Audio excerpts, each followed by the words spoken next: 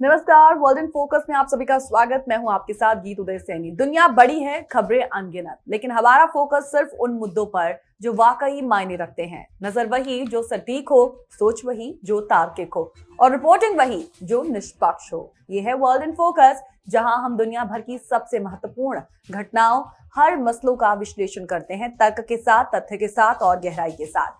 आज हम आपके लिए लाए हैं एक ऐसा विषय जो न सिर्फ सुर्खियों में है इस वक्त, बल्कि आने वाले समय को भी प्रभावित करेगा। तो आइए चलते हैं वर्ल्ड इन फोकस की दुनिया में, जहां हर पहलू होगा बारीकी से जांचा परखा, सिर्फ और सिर्फ वर्ल्ड इन फोकस में। तो अमेरिका के राष्ट्रपति ट्रंप और यूक्रेनी राष्ट्रपति व्लादिमीर जेलेंस्की, इन दोनों के बीच ऑन कैमरा तीखी नोक-झोंक इस वक्त चर्चाओं का विषय है। पूरी दुनिया ने इस नोक-झोंक को हैरान कर दिया। बात यहां तक पहुंच गई कि जेलेंस्की को व्हाइट हाउस से चले जाने तक के लिए कहा गया। ट्रंप ने बीच में ही बातचीत बंद कर दी। मीडिया के सामने इसी आम चर्चा के बाद ट्रंप खास बात करने वाले थे, यानी मिनरल्स डील पर एक एग्रीमेंट होने वाला था, जिस पर हमने वर्ल्ड इन फोकस में पहले भी बात की थी। लेकिन बीच में ही बात बिगड़ गई और इसकी शुरुआत भी हुई तो सिक्योरिटी डील के सवाल से। दरअसल राष्ट्रपति ट्रंप पूर्व प्रेसिडेंट जो बाइडेन प्रशासन द्वारा यूक्रेन को दिए गए आर्थिक और सैन्य मदद का मुआवजा मांग रहे हैं। वो चाहते हैं कि बस अमेरिका को किसी तरह उस इन्वेस्टमेंट का रिटर्न मिल जाए।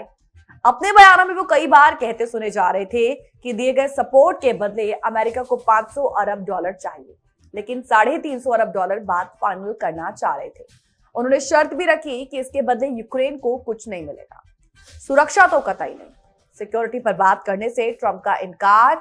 बिना सिक्योरिटी गारंटी के बावजूद डील पर साइन करने के लिए राष्ट्रपति व्लादिमीर जेलेंस्की अमेरिका पहुंचे थे और व्हाइट हाउस में ट्रंप से उन्होंने मुलाकात भी की और ट्रंप खुद उनके स्वागत में बाहर दरवाजे तक आए थे।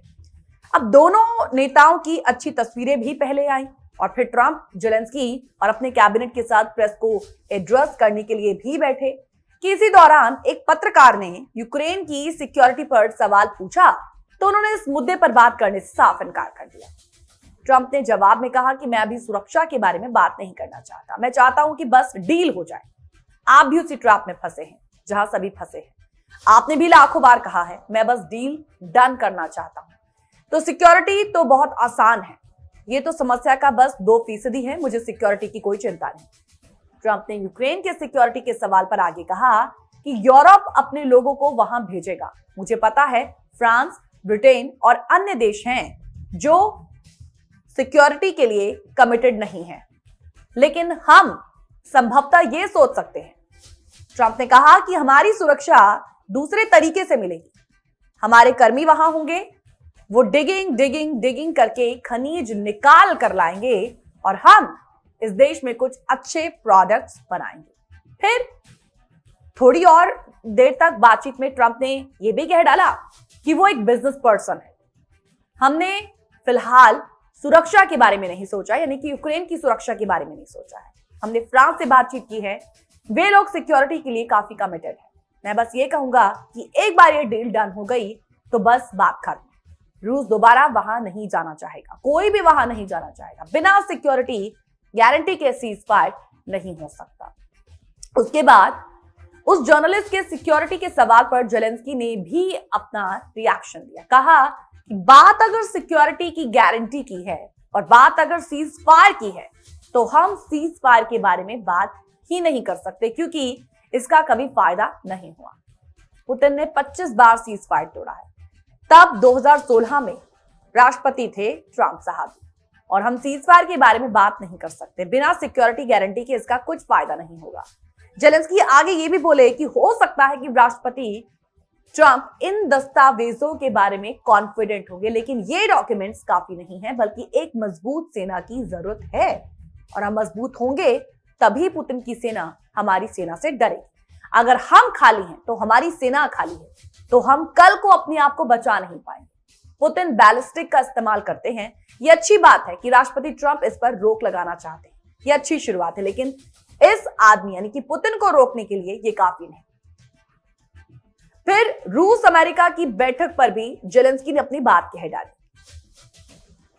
क्योंकि इस समझौते को लेकर चल रही बातचीत के सवाल पर जेलेंस्की ने यह स्पष्ट कर दिया कि ये युद्ध रूस और अमेरिका के बीच का नहीं, बल्कि रूस का ये युद्ध यूक्रेन के खिलाफ है और यूक्रेनियों के बगैर कोई इस युद्ध को रोक नहीं सकता। आगे अगर इस तरह की कोई नेगोशिएशन होते हैं तो ये समझ आने वाली बात है कि नेगोशिएशन टेबल पर युद्ध के दोनों पक्ष यानी कि रूस और यूक्रेन होने चाहिए। ये बात शुरू होनी थी कि इसके बीचों बीच पुतिन जेलेंस्की ने यह भी कह डाला कि अगर पुतिन को नहीं रोका जाता तो वो किसी और देश पर बढ़ाई करे और हो सकता है कि वो पोलैंड भी जाएं, जो कि पोलैंड नेटो का मेंबर है। तो जेलेंस्की ने कहा कि फिर इस स्थिति में अमेरिका की सेना भी लड़ रही हो। मसलन जेलेंस्की की इस बात का ट्रंप को मानो इतना बुरा लगा कि उन्होंने जेलेंस्की पर यह आरोप लगा डाले कि आप सीज फायर नहीं चाहते हैं और आप अपने लोगों को मरने देना चाहते हैं। फिर उन्होंने जेलेंस्की पर आग बबूला होते हुए कहा कि आप लाखों लोगों की जिंदगी के साथ जुआ खेल रहे हैं, आप तीसरे वर्ल्ड वॉर का जुआ खेल रहे हैं और आप जो कर रहे हैं वो देश के लिए बहुत अपमानजनक है। ये देश उससे कहीं ज्यादा है, जिसके बारे में बहुत से लोगों ने कहा है कि आपको यानी कि जेलेंस्की को धन्यवाद कहना चाहिए। फिर व्हाइट हाउस में अमेरिका के राष्ट्रपति ट्रंप और यूक्रेन के राष्ट्रपति व्लादिमीर जेलेंस्की के बीच इस तीखी बहस ने ट्रंप की आलोचना को जन्म दे दिया और फिर इस सिचुएशन के बाद सवाल उठने लगे कि इस बहस से अमेरिका और यूक्रेन में से किसे ज्यादा नुकसान आने वाले समय में होने वाला है। ट्रंप और जेलेंस्की की बहस से भविष्य में अमेरिका को क्या वाकई कोई बड़ा नुकसान होने वाला है? ये डिबेट होनी थी, मीडिया के सामने आनी थी और इस मीडिया से उपजने थे कई सवाल और उन्हीं सवालों पर आज हमारा फोकस है। प्रोग्राम वर्ल्ड इन फोकस में हमने आपके समक्ष रूपरेखा रखी, वो पूरा सीन रखा जिसके तहत ये बात कहां से शुरू हुई और ये बात बहस पर आके किस तरीके से रुकी। लेकिन आगे इससे जुड़े तमाम सवालों को हम एनालाइज करेंगे, हम उन सवालों के उत्तर ढूंढने की कोशिश करेंगे। एक ब्रेक के लिए रुकेंगे, आगे भी जारी रहेगा वर्ल्ड इन फोकस। तो सवाल था कि ट्रंप और जेलेंस्की की बहस से भविष्य में अमेरिका को कोई बड़ा नुकसान होगा। देखिए, व्हाइट हाउस में अमेरिका के राष्ट्रपति ट्रंप और यूक्रेन के राष्ट्रपति व्लादिमीर जेलेंस्की के बीच तीखी बहस इस वक्त वैश्विक सुर्खियों में है और ये बहस अमेरिका यूक्रेन रिलेशंस में एक नए मोड़ की ओर इशारा करती है। जहां ट्रंप ने खुले तौर पर अमेरिका द्वारा दी गई सैन्य आर्थिक सहायता के बदले रिटर्न ऑन इन्वेस्टमेंट की मांग की, तो वहीं जेलेंस्की ने सुरक्षा गारंटी के बिना किसी भी समझौते को नकार दिया है। तो इस पूरे के पूरे घटनाक्रम ने कई बड़े सवाल खड़े कर दिए हैं। क्या यह बहस यूक्रेन के लिए एक बड़ा झटका है या अमेरिका की वैश्विक स्थिति को नुकसान पहुंचा सकती है? ये डिबेट इस रिपोर्ट में हम इस पूरे मामले का गहराई से विश्लेषण करते हैं। सबसे पहले हम जानने की कोशिश करते हैं कि अमेरिका को कितना नुकसान हो सकता है। हालांकि ये सिर्फ प्रोबेबिलिटीज है, लेकिन जब हम नुकसान की बात करते हैं तो उसमें सबसे पहली बात आती है वैश्विक नेतृत्व पर असर की। अमेरिका हमेशा खुद को लोकतंत्र और वैश्विक सुरक्षा का रक्षक बताता रहा है। ट्रंप के बयान से यह संकेत जाता है कि अमेरिका अपने सहयोगियों को अकेला छोड़ सकता है, जिससे उसकी साख को धक्का लगे। नेटो सहयोगियों को यह संदेश मिल सकता है कि अमेरिका अब सुरक्षा गारंटी देने में रुचि नहीं रखता, जिससे यूरोप में अमेरिका के प्रभाव से गिरावट आ सकती है। जब हम अमेरिका के नुकसान की बात करते हैं तो उसमें दूसरा पॉइंट आता है ट्रंप की आलोचना और घरेलू राजनीति की। देखिए, ट्रंप के इस रुख की अमेरिका के भीतर ही आलोचना हो रही है। डेमोक्रेट्स आरोप लगा रहे हैं कि ट्रंप रूस को इनडायरेक्टली रूप से बढ़ावा दे रहे हैं। अब आगे जाकर चुनावी साल में यह मुद्दा ट्रंप के खिलाफ जा सकता है, जिससे उनके दोबारा राष्ट्रपति बनने की संभावनाएं प्रभावित हो सकती हैं। तीसरा है अमेरिका की सैन्य रणनीति पर असर। अगर ट्रंप की नीति अपनाई जाती है तो यह अमेरिका की सैन्य नीति में एक बड़ा बदलाव होगा। इससे चीन और रूस जैसे देश अधिक आक्रामक हो सकते हैं, क्योंकि वो देखेंगे कि अमेरिका अपने सहयोगियों के साथ मजबूती से खड़ा है या नहीं। जब हम इस बहस के दूसरे रूप को समझने की कोशिश करें कि अमेरिका के साथ साथ यूक्रेन को कितना नुकसान हो सकता है, तो इसमें सबसे पहली बड़ी बात आती है अमेरिकी समर्थन की अनिश्चितता की। ट्रंप के रुख से यह स्पष्ट संकेत गया कि यदि वो फिर से राष्ट्रपति बनते हैं तो यूक्रेन को अमेरिका से पहले जैसी मदद नहीं मिलेगी और इससे यूक्रेन को यूरोपीय देशों पर अधिक निर्भर होना पड़ सकता है, जो कि आर्थिक और सैन्य दृष्टि से अमेरिका जितनी मजबूत नहीं है। दूसरी बात है, रूस को बढ़त मिल सकती है। देखिए, अगर अमेरिका ने यूक्रेन को सुरक्षा सहायता से हाथ खींच लिया तो रूस अधिक एग्रेसिव हो सकता है। जेलेंस्की ने सही कहा कि बिना सुरक्षा गारंटी के सीजफायर का कोई मतलब नहीं, क्योंकि रूस पहले भी इसे तोड़ चुका है। तीसरी बात आती है यूरोपीय देशों पर प्रेशर। ट्रंप के बयान के बाद फ्रांस और ब्रिटेन जैसे देशों पर यह दबाव बढ़ सकता है कि यूक्रेन को अधिक सैन्य सहायता दे। यूरोपीय देशों के लिए ये एक कठिन स्थिति होगी, क्योंकि वो पहले ही आर्थिक मंदी और ऊर्जा संकट से जूझ रहे हैं। आइए इसके तीसरे पहलू को समझने की कोशिश करते हैं कि रशिया को इससे फायदा क्या हो सकता है। रशिया के लिए स्थिति फायदेमंद हो सकती है, क्योंकि अमेरिका और यूक्रेन के बीच तनाव उसे मनोवैज्ञानिक बढ़त दे सकता है।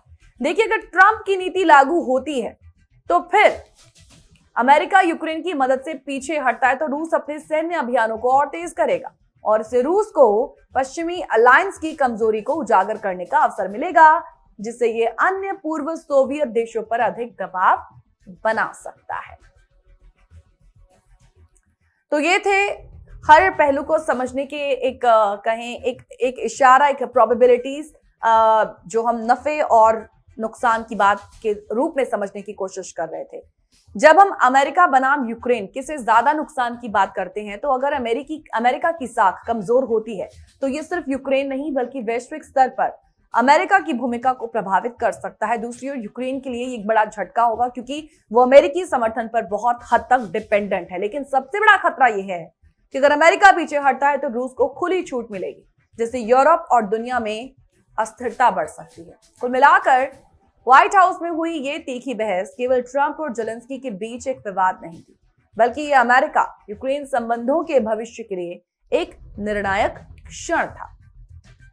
अमेरिका को अपने वैश्विक नेतृत्व की छवि बनाए रखने के लिए एक स्पष्ट रणनीति अपनानी होगी, जबकि यूक्रेन को कहीं ना कहीं ये समझना होगा कि वो अब केवल अमेरिका पर निर्भर नहीं रह सकता।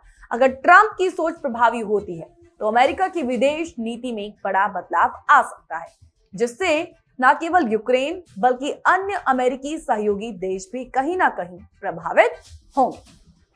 कुल मिलाकर इस बहस से जो सबसे बड़ा सवाल उभरता है वो ये है कि क्या अमेरिका अपनी ऐतिहासिक भूमिका से पीछे हटने को तैयार है, और अगर हां तो इसका वैश्विक सुरक्षा पर क्या प्रभाव पड़ेगा।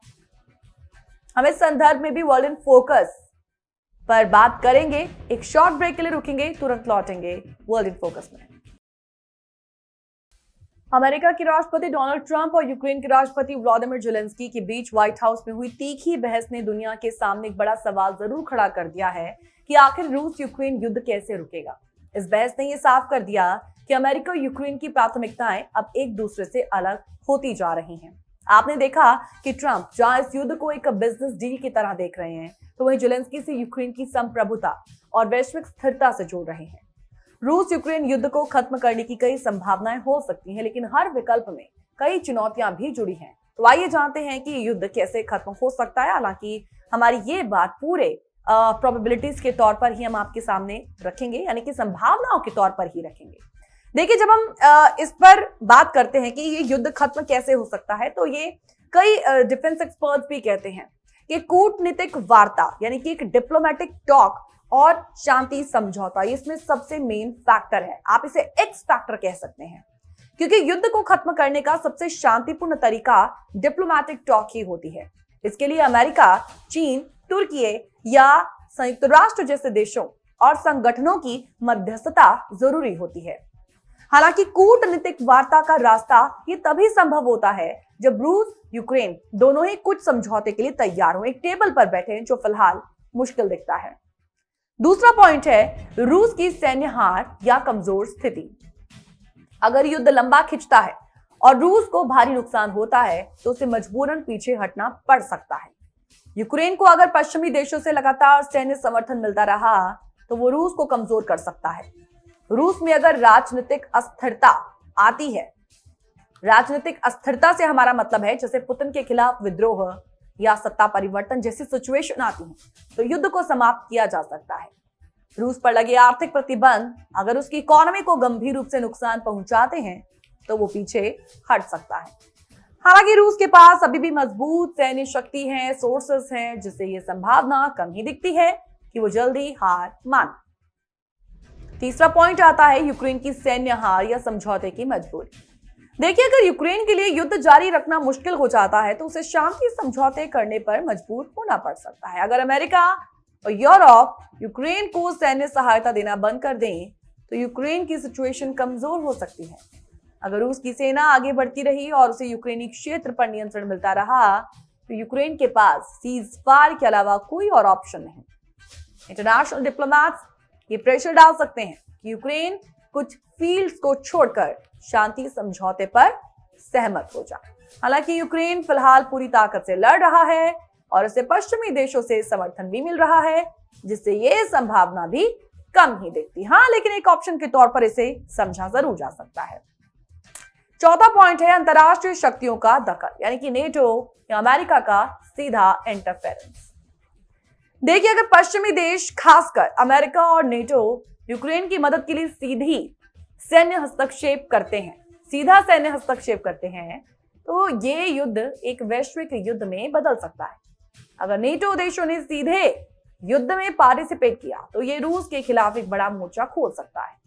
ये संभावना भी देखिए तभी बनती है अगर रूस कोई बड़ा हमला करे या किसी नेटो देश को निशाना बनाए, लेकिन इससे तीसरे विश्व युद्ध का खतरा भी बढ़ सकता है जो कोई भी देश नहीं चाहेगा।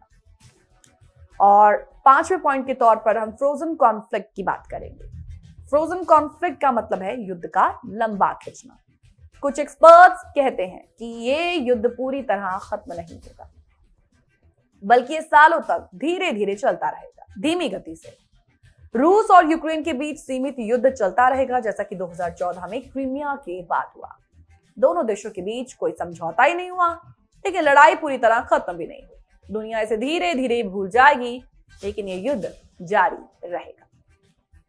तो ये है वो संभावनाएं।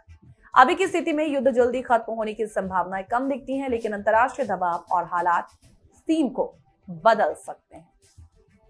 क्या होगा आगे? क्या अमेरिका और यूक्रेन के रिश्ते कमजोर होंगे? क्या यूरोप को अब खुद अपने सुरक्षा इंतजाम करने होंगे? क्या रूस यूक्रेन वार्ता की संभावना फिर से बन सकती है?